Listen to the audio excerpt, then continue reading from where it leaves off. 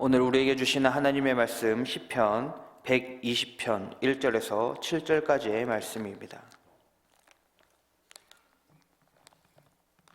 시편 120편 1절에서 7절까지의 말씀, 제가 보는 성경으로 구약 897쪽에 있습니다.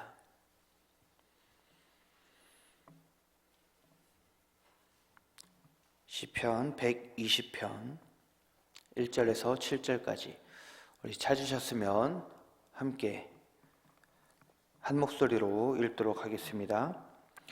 내가 환난 중에 여호와께 부르짖었더니 내게 응답하셨도다. 여호와여, 거짓된 입술과 속이는 혀에서 내 생명을 건져 주소서. 너 속이는 혀여, 무엇을 내게 주며 무엇을 내게 더할꼬. 장사의 날카로운 화살과 로뎀나무 숯불 이리로다. 매색에 머물며 계달의 장막 중에 머무는 것이 내게 화로다. 내가 화평을 미워하는 자들과 함께 오래 거주하였도다. 나는 화평을 원할지라도 내가 말할 때에 그들은 싸우려 하는도다. 아멘. 우리들은 살아가면서 많은 상처를 받고 또 해결을 하고 그렇게 살아가죠. 이것이 반복되면서 살아갑니다. 그런데 우리가 이렇게 받는 여러 상처들을 보면 겉으로 드러나는 상처, 우리가 육체에 일어나는 이런 상처들, 그런 게 있는가 하면 또 눈에 보이지 않는 상처들이 있습니다. 내면에 있는 어떤 상처, 이런 것, 이 외적인 것, 내적인 것, 이런 상처들 중에서 어떤 게 더 치료하기가 쉬울까요?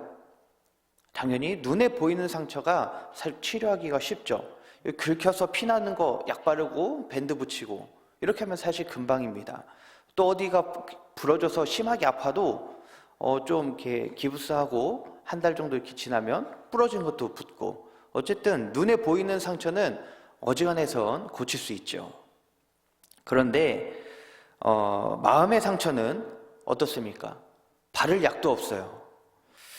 잊었다 싶었는데 어느 순간 또 이런 비슷한 상황이 일어나면 또 그거에 대한 아픔이, 그리고 그거에 대한 생각이 다시 나타나서 우리를 괴롭게 합니다.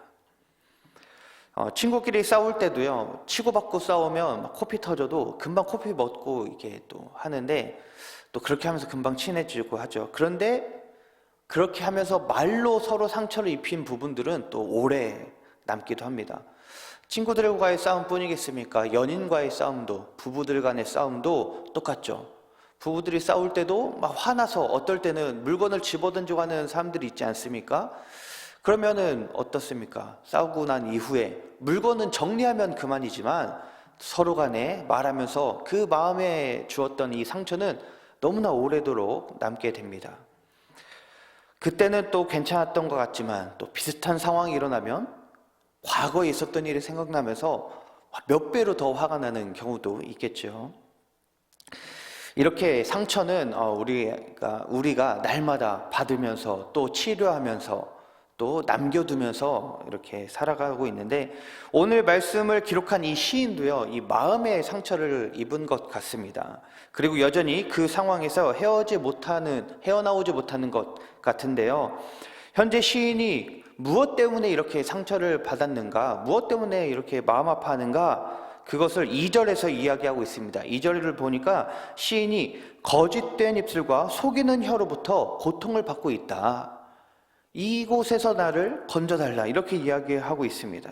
그런데 거짓된 입술, 속이는 혀, 정확하게 이것이 무엇을 의미하는지는 파악하기가 어렵지만 그래도 우리가 유추할 수 있는 부분이 4절 내용을 통해서 우리가 조금 알 수 있습니다. 무엇이냐면, 시인이 현재 매색에 머물고 계달의 장막 중에 머물고 있다라고 이야기를 하고 있는데요, 그곳에 머물기 때문에 지금 내가 이런 환난을 당하고 있다, 이런 고난을 당하고 있다, 이렇게 말을 하는 것 같습니다. 그렇다면 매색과 계달이 과연 무엇이냐?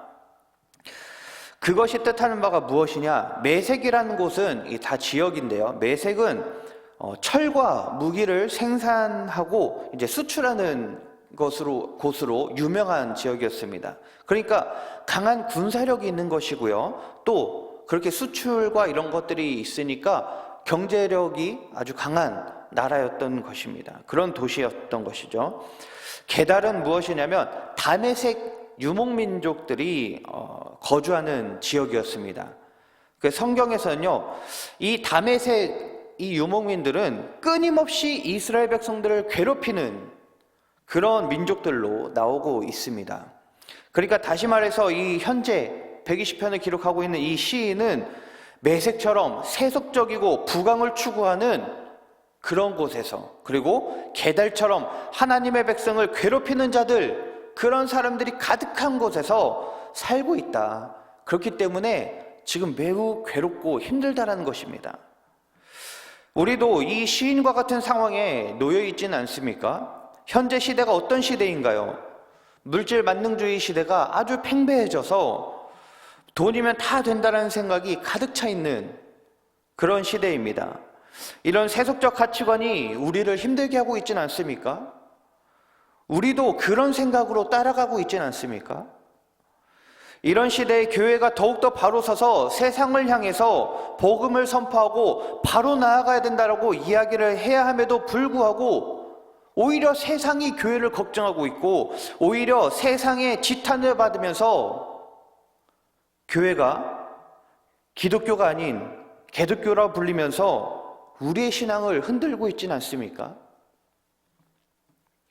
그렇게 우리 기독교 가치관을 부패하게 만들고, 이런 시대에 예수님을 믿으며 살아가는 것이 참 미련해 보이는 그런 시대에 우리는 살아가고 있지 않습니까? 이 모습이 지금 시편 기자가 살아가고 있는 이 상황과 전혀 다를 바가 없다는 것이죠.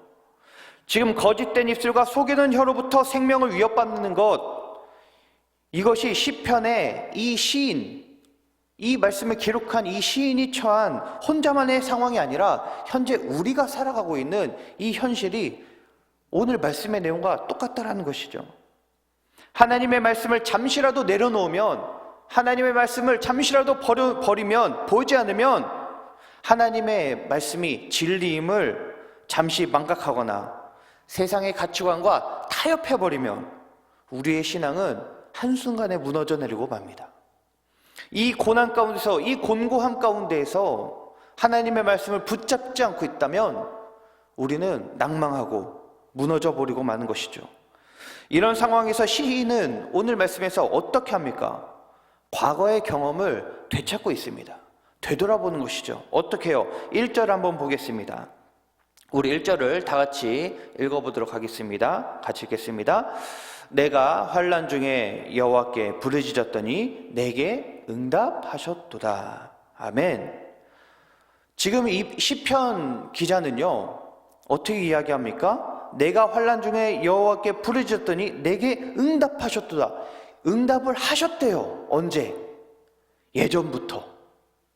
그러니까 이 시편 기자는요, 지금 내가 당하고 있는 환난 가운데서도 하나님을 부르짖으면 하나님이 응답하실 거다라고 하는 그 믿음이 있는 것입니다. 왜요?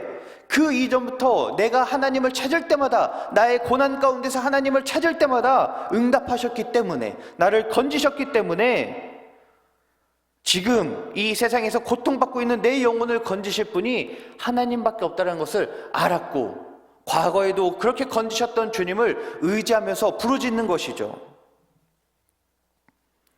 그리고 또 어떻게 합니까? 시인은 이 세상 속에서 모든 시험을 이겨나가기 위하여서 화평을 선택합니다. 화평. 7절에서 나는 화평을 원할지라도 이렇게 이야기하고 있습니다. 이 말을 히브리어로 보면 나는 화평이다 이렇게 이야기하고 있어요. 나는 화평이다. 이 고난 가운데서 시편 기자가 지금 이야기하고 있는 것은 세상과 타협해서 세상을 쫓아가는 것이 아니라 세상의 것을 버리고 오히려 나는 화평을 들고 나아가겠다. 시인은 자기 정체성이 화평이라고 이야기하고 있는 것이죠. 왜 시인은 화평을 이루려고 이야기를 하고 있을까요? 더 나아가서 7절에 세상 속에서 끊임없이 화평을 이루려고 하지만 세상은 내가 화평을 말할 때에 오히려 나를 대적하고 오히려 싸우려고 한다. 이렇게 말하고 있습니다. 세상은 왜 화평이 싫을까요? 그것은 화평을 이루기 위해서는 자기 자신을 버려야 하기 때문에 그렇습니다. 손해를 봐야 되기 때문에 그래요. 그러니까 세상은요, 화평을 싫어할 수밖에 없습니다. 왜요? 손해보기 싫어하는 게 이 세상이기 때문에 그렇습니다. 너무나 합리적으로만 생각하려고 하는 것이죠. 자기의 이기심만 가득한 것이죠. 그러니까 화평을 싫어합니다. 그런데 반면에 왜 시편 기자는 화평을 이루려고 할까요? 그것은 또 우리가 왜 화평을 이루려고 노력을 해야 할까요? 그것은 예수님이 먼저 화평을 이루셨기 때문에 그렇습니다. 예수님이 화평을 이루셨고 우리로 하여금 화평을 이루라고 말씀하고 있기 때문에 그렇습니다. 이 시편 기자는 하나님이 자기와 화평을 이루셨고 하나님을 믿는 자기에게 화평을 이루라고 하나님이 말씀하셨기 때문에 그렇습니다. 예수님은 하나님과 이 세상의 화평을 이루기 위해서 이 세상 가운데 오셨죠. 그리고 우리와 똑같은 상황 가운데 처하시고 그렇게 살아가셨습니다. 골로새서 1장에 보면 이렇게 말합니다. 그의 십자가의 피로 화평을 이루사. 주님은 우리와 같이 이 세상 속에서 살아가셨고요. 그리고 같은 상황에 처하셨고 그 안에서 이 세상과 타협하며 살아가는 것이 아니라 이 세상 가운데서 화평을 이루며 살아가셨습니다. 그리고 종국에는 십자가의 그 피로 우리를 대속하기 위하여 죽으심으로 화평을 이루셨습니다. 그 예수님이 우리에게 무엇이라고 말씀하고 있습니까? 마태복음에 보면 예수님께서 산상설교를 하십니다. 그러면서 초반부에 이렇게 말씀하시죠. 화평하게 하는 자는 복이 있나니 그들이 하나님의 아들이라 일컬음을 받을 것이다. 곧 하나님의 자녀는 화평을 이루고자 하는 사람이죠. 반대로 말하면 화평을 멀리하고 화평을 말하는 사람에게 오히려 성내고 분열을 조장하고 그러한 사람들은 하나님의 자녀가 아니라는 것이죠. 세상은 이렇습니다. 화평을 싫어하고 멀리합니다. 화평 대신 그 예수님을 싫어하고요, 멀리합니다. 그리고 화평을 이루고자 하는 하나님의 자녀도 싫어하고 멀리합니다.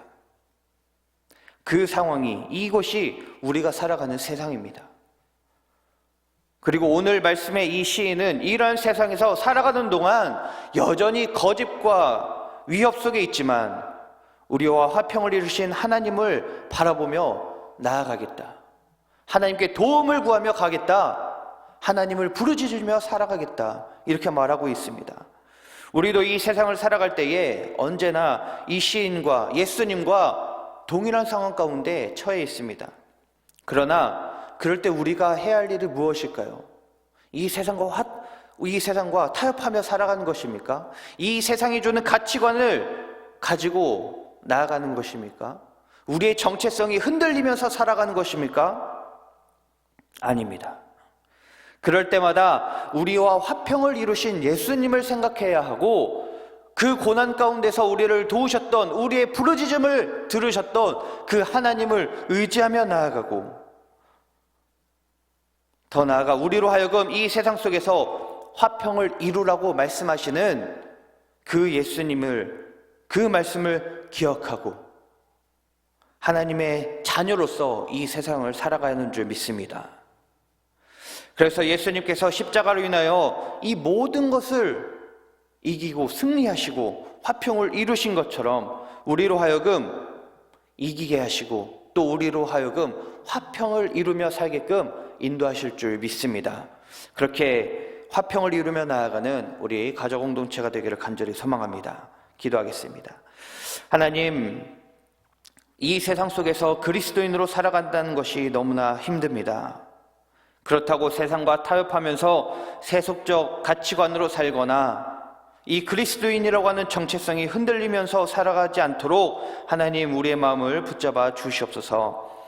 어떠한 환난이 있을 때마다, 아니 날마다 하나님의 도우심을 구하며 화평을 이루신 주님을 믿는 그 믿음으로 살아가는 참 그리스도인이 되어서 세상 속에서 화평을 이루며 나아가는 하나님의 거룩한 자녀가 될 수 있도록 인도하여 주시옵소서. 또한 주님, 오늘 드려진 예물들이 있습니다. 하나님께서 예물 기쁘게 받아주시옵고 온전히 하나님의 놀라운 은혜를 경험하는 귀한 주님의 자녀들 되게 하여 주시옵소서. 이 모든 것들 주께 맡겨오며 사랑이신 예수님의 이름으로 감사하며 기도하옵나이다. 아멘. 하늘에 계신 우리 아버지, 아버지의 이름을 거룩하게 하시며 아버지의 나라가 오게 하시며 아버지의 뜻이 하늘에서와 같이 땅에서도 이루어지게 하소서. 오늘 우리에게 일용할 양식을 주시고 우리가 우리에게 잘못한 사람을 용서하여 준 것 같이 우리 죄를 용서하여 주시고 우리를 시험에 빠지지 않게 하시고 악에서 구하소서. 나라와 권능과 영광이 영원히 아버지의 것입니다. 아멘.